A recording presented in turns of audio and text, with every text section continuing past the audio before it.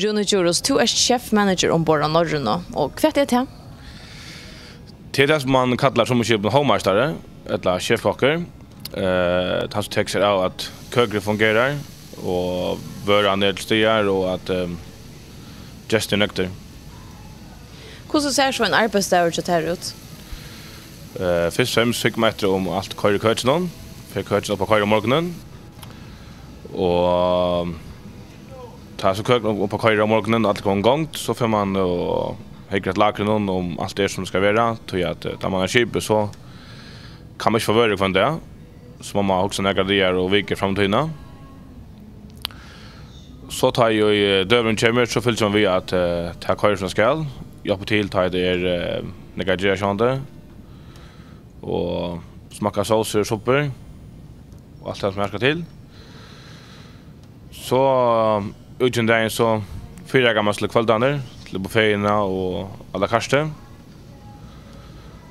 Og enda så lukker man køyre nye, så er kokken.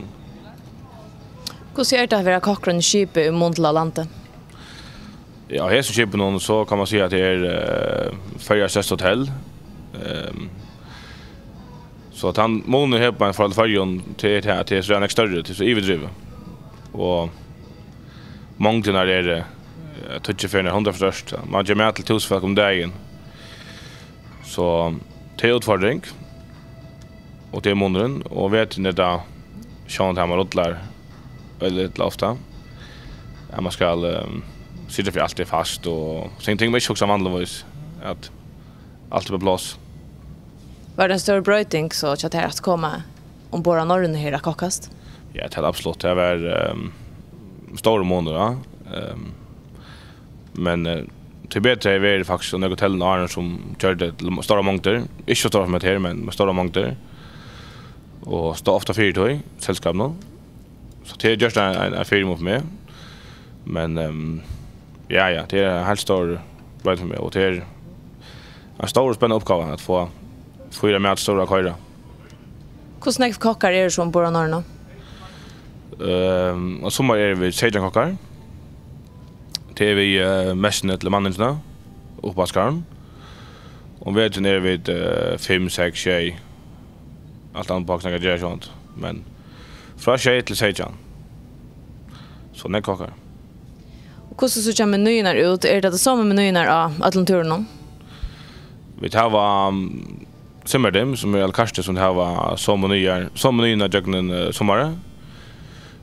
Här var en sommarmeny att till vanliga menyerna som är en trutcharatter eller fyrarätter meny som vi skiftar ut vecka.